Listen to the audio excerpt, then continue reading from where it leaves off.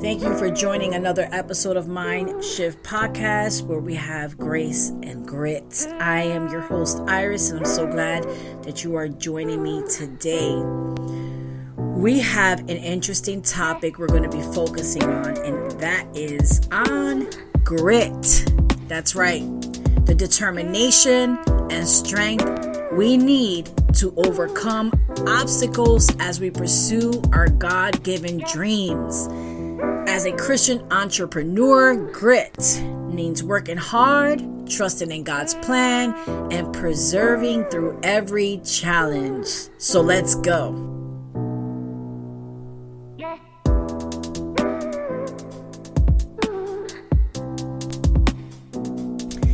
So we have an interesting topic that I've kind of heard in the secular realm, where they were asked, what did we believe grit was? But I am going to be talking about it in the lens of the biblical aspect.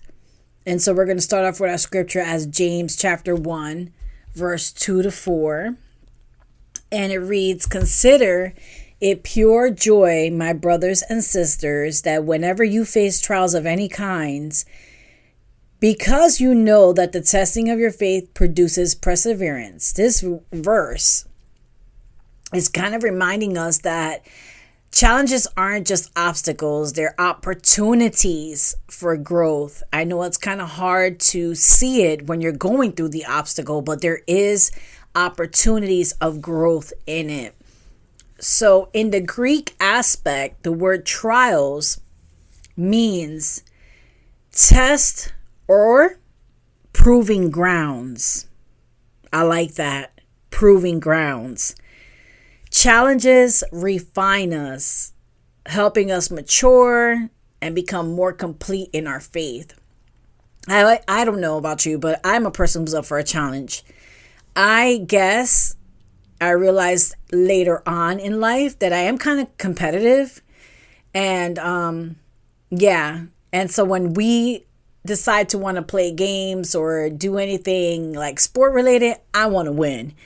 And I think that's just the nature that was embedded in me, being apostolic in faith. So yeah, I'm always up for a challenge. And I know that at the end, we'll always find out where we're weak at and how we can do better. So James speaks on perseverance, which in the Greek aspect is talking about steadfast endurance. And we, preserve in the business or in ministry. It's about, staying faithful to our calling, even when the results aren't immediate. That's a hard one.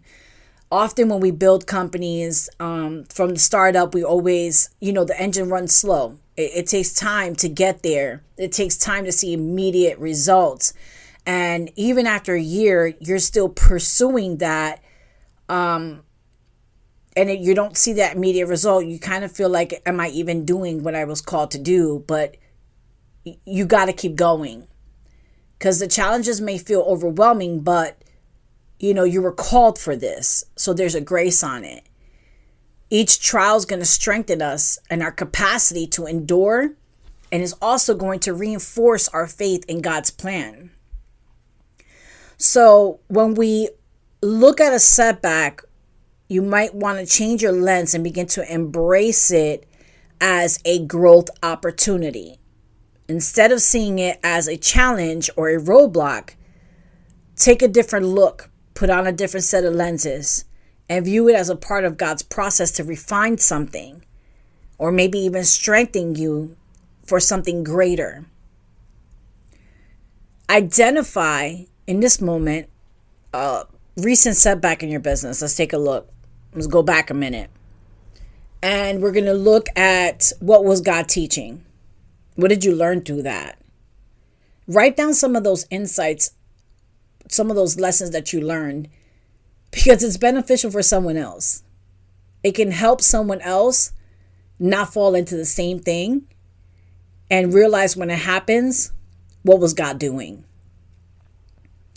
So some of the practical strategies for building the resilience is that building grit, it's intentional. Setting small, achievable goals will help you or keep us moving forward without feeling that sense of being overwhelmed. We got to start small. A lot of the times of the lessons of my life, I would look at the bigger picture. I saw the bigger picture. I felt the bigger picture, and I knew there was a possible for this bigger picture. You see, I said possible, not an impossible. And because of that, I wanted to hurry up and get there, and I didn't take the small measurements to get me there. Instead, I jumped, which leaping into those things really doesn't give you much of a momentum. It's when you build it up that you begin to see the goals, the accomplishments.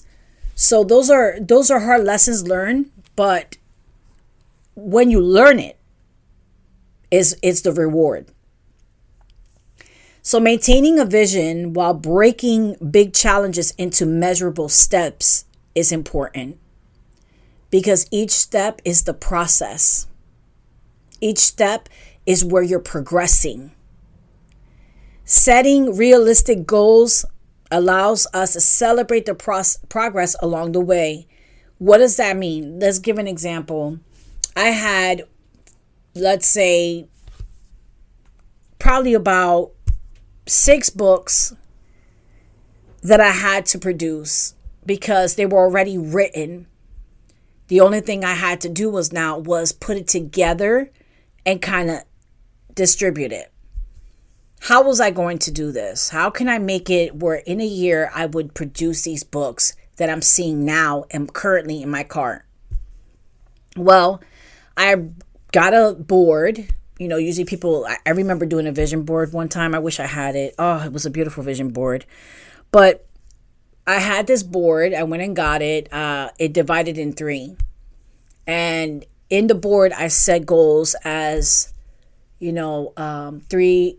It was 1 to 3, 3 to 6, and 6 to 12. That's a whole year. What can I accomplish in 3 months? What can I accomplish in the next months and in the next months moving forward? And in each section, I listed Post-its and what I expected to accomplish in those months. And I got to tell you, it worked. It worked. It kept me motivated. It worked for me. You got to find what works for you, but that worked for me. It worked so well that I was producing exactly what I needed to get all the teaching lessons that I had and get the books in order so that I can actually give these workbooks out to people so that they can be able to equip, their own people. But that's just a quick example of what a small, measurement would look like, and what the reward was. So rewarding to see the after of all your scattered mess into one thing and able to be produced is very rewarding. So I'm just giving you an example of what you can break down your goals into. And it's always good to have a vision with your actual eyes to see where we're at. That's why we have data. That's why we have graphs. It produces a vision, a visual look into what is really happening behind the scenes, and how do we bring that forward. So it wasn't about perfection. It was about taking this mess and perfecting it.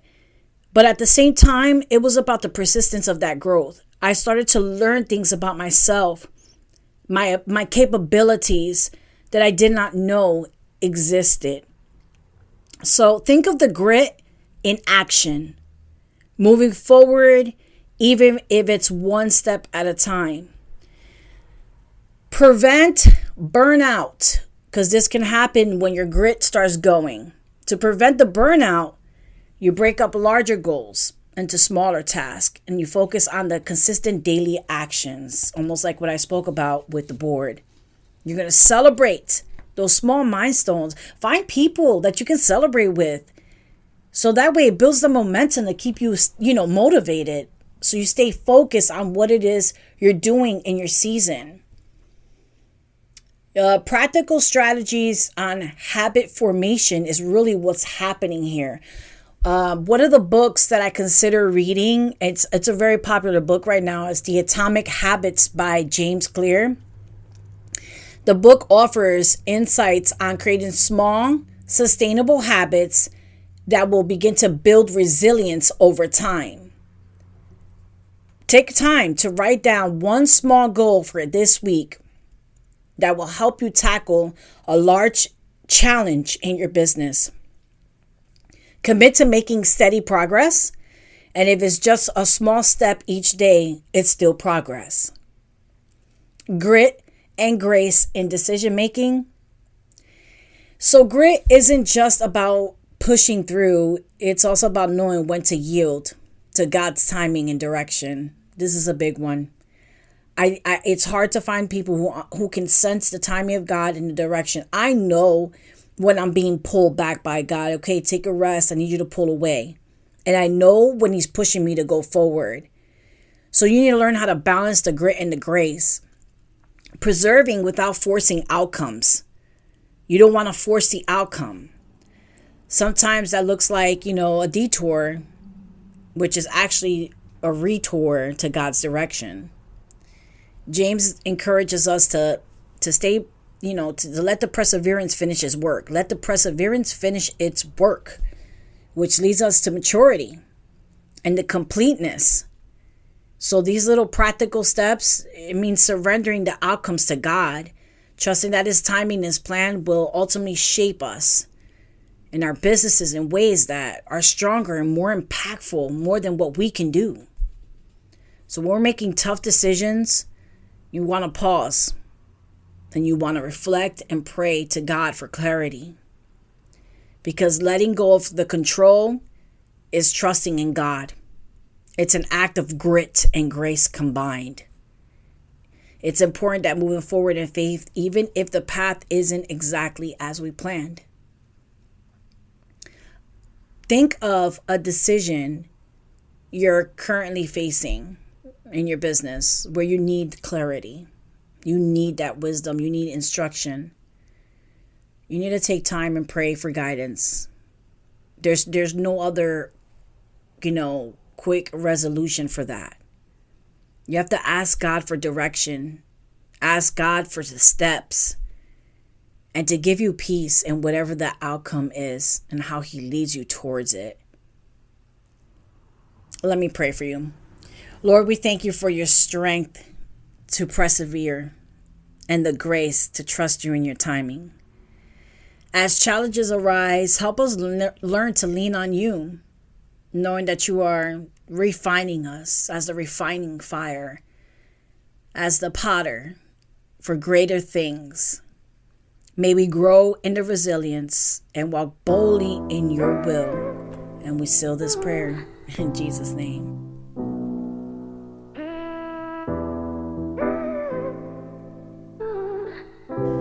Thank you all. I appreciate you for tuning in to Mindshift with Iris, Grace, and Grit.